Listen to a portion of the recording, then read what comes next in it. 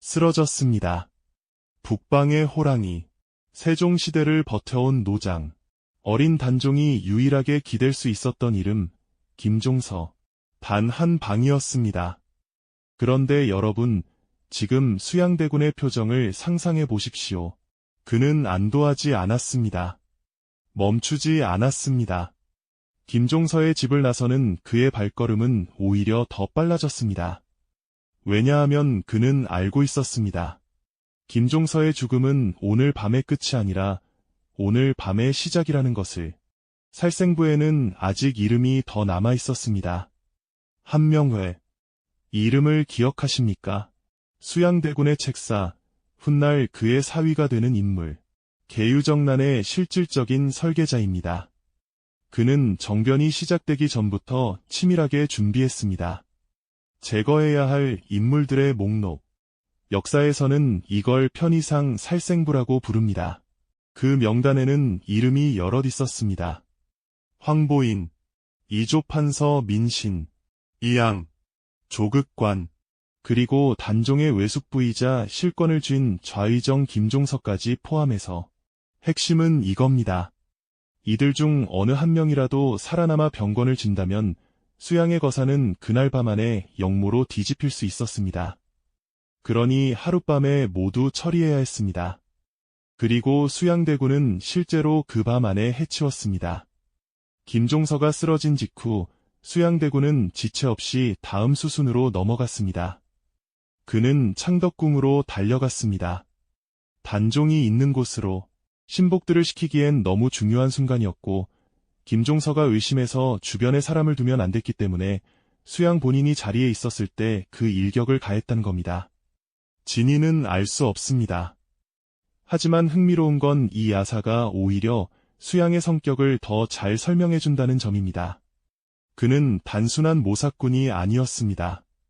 자, 이제 이 밤의 가장 비극적인 장면 중 하나를 이야기할 차례입니다. 안평대군. 이름은 이용. 세종의 셋째 아들이자 수양대군의 친동생입니다. 그는 조선 전기 최고의 예술가 왕족으로 불렸습니다.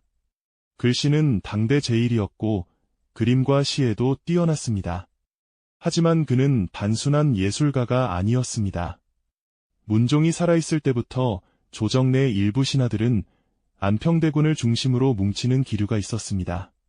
수양대군에게는 라이벌이었고 수양의 입장에서는 반드시 제거해야 할 존재였습니다. 계유정난이 성공한 직후 수양대군은 안평대군을 역모의 공범으로 몰았습니다. 증거는 없었습니다. 당시 안평대군이 실제로 쿠데타를 계획했는지에 대한 실록 기록은 극히 빈약합니다. 오히려 수양이 사전에 조작하거나 부풀렸다는 해석이 지금도 더 설득력 있게 받아들여집니다. 안평대군은 강화도 교동으로 유배를 보내졌습니다. 그리고 한 달도 채 지나지 않은 1453년 10월 18일 단종의 명으로 사사됩니다. 독약을 받아 마셨습니다. 나이 31였습니다. 시서화 3절이라 불리던 왕족 예술가의 마지막이 그랬습니다.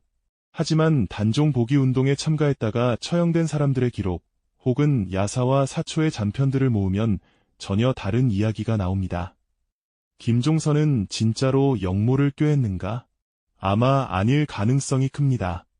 그는 이미 노장이었고 어린 임금을 지키는 것이 자신의 역할이라 여겼습니다. 그게 수양의 눈에는 위협으로 보였겠지만 그것 자체가 역모는 아닙니다.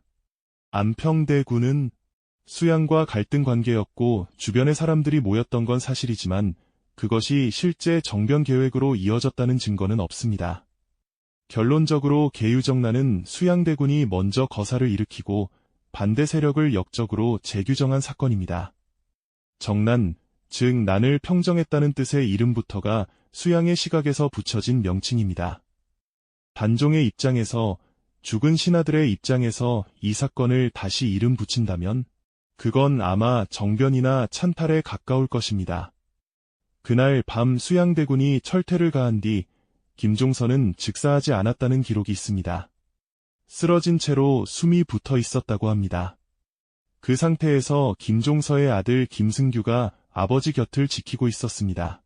야사에 따르면 의식이 돌아온 김종서는 아들에게 말했다고 합니다.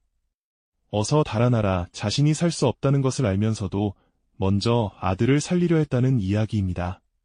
하지만 김승규는 도망가지 않았습니다.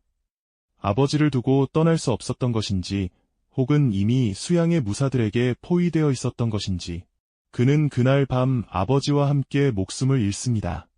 1453년 10월 10일의 밤이 지나고 조선의 아침은 달라져 있었습니다.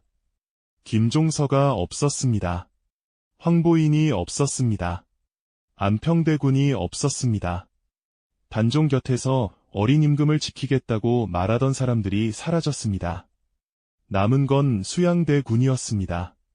그리고 조정을 가득 채운 그의 사람들이었습니다.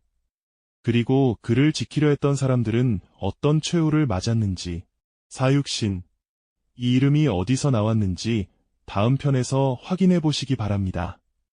영상이 도움이 되셨다면 구독과 좋아요로 역사를 흐르게 해주세요. 다음 편에서 뵙겠습니다. 역사는 흐블리다.